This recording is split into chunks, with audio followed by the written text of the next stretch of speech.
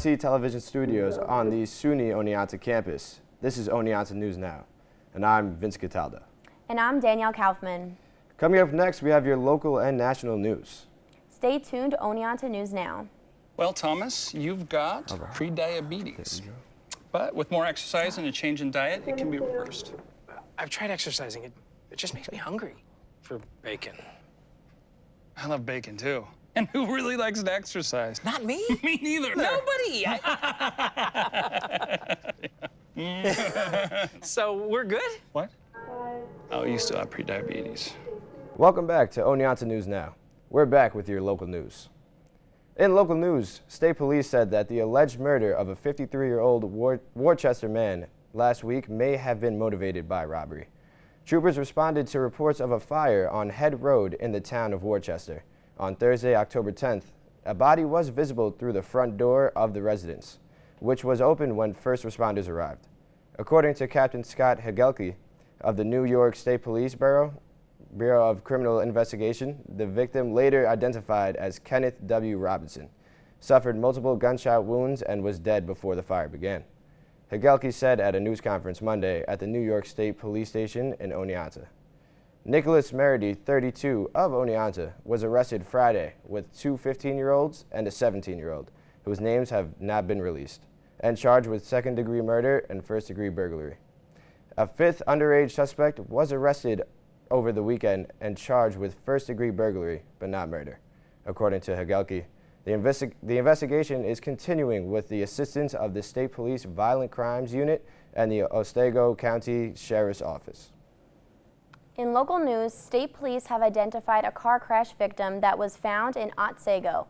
State troopers from the Oneonta Police Station were called to Route 48 in Otsego for a report of a vehicle that crashed into a concrete wall. The victim was 27 years old woman from Unadilla. She was driving at a high speed on State Highway 991J and traveled through an intersection and County State Road 68 and into a parking lot, to then smash into a wall. According to the investigation, the responding Oneonta troopers pulled the woman out of the vehicle and the body was transported to Lourdes Hospital for an autopsy. As of now, this investigation still continues. Thanks, Danielle. We have your national news when we come back.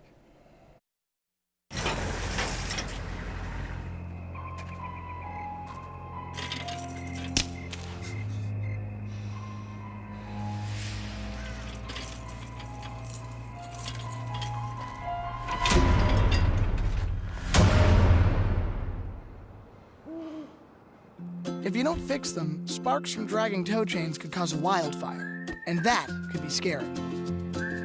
Hi, Smokey. Only you can prevent wildfires. National news update. So, DK, what's up with the national news? In national news, soaring rates spark up public health crisis. Vaping has become a nationwide epidemic amongst the younger generation. E-cigarettes being originally intended for adult smokers looking to wean off from ordinary cigarettes are now being used casually among young adults and teens. These contain flavored liquid nicotine, which makes it difficult to stop once you start. The repercussions of this epidemic include a national outbreak of mysterious illnesses, including 12 deaths and more than 800 confirmed or possible causes. Vape-inked lung injury as of late September. The New England Journal of Medicine published a survey of data that has eye-catching results. The survey found that 1 in 4 high school seniors and as many as in every 11 eighth graders had used e-cigarettes at least once a day in a 30-day period. There are many nonprofit anti-smoking organizations advocating for this issue. 3 women in North Carolina are accused of running a fight club among elderly people with dementia at an assisted living facility, police and state health officials say. Marilyn Mickey, Tanisha Tyson, and Tanisha Jordan are in connection with them allegedly, encouraging residents of the Danby House in Winston-Salem, North Carolina, to fight each other. Police told NBC News in a statement, Mickey's, Tyson's, and Jordan's alleged encouragement of the fight among residents happened in June and resulted in one resident being strangled with her face turning red. while staff recorded and shared the video through social media. A State Division of Health Service Regulation report found the women sometimes themselves became physically aggressive with the residents. The report said with video showing one of them assaulting a resident while another filmed the incident. No injuries were reported or discovered as a result of the fighting, police said. Mickey, Tyson, and Jordan are scheduled to appear in court November 14th. It was not immediately clear if they have lawyers. More national news last week. 3 was a knife attack in Paris, killing 4 people.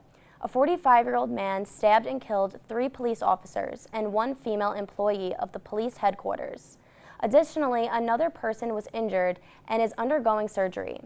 According to French Interior Minister Christopher Canister, the attacker was an employee of the police headquarters, working in the department for 16 years.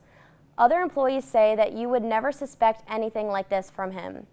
After the attack, the area was put on lockdown, with all roads to the headquarters blocked off. After hearing this news, all of our thoughts are with the families of these victims.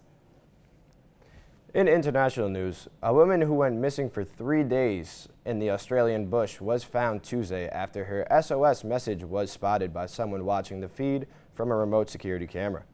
Deborah Pilgrim, 55, from Adelaide, was last seen Sunday in the mountains 50 miles outside of Adelaide, where she had been at a camping party with friends, police said. She told Australian media she went for an early morning walk and got lost. Despite a helicopter, drones, specialist tactical teams, and volunteers joining the search, officials worried they would not find Pilgrim in the heavy scrubland populated by venomous snakes. But that all changed when Deborah wrote SOS in the ground, and it was caught on the camera, so the cops were able to locate her and bring her to safety.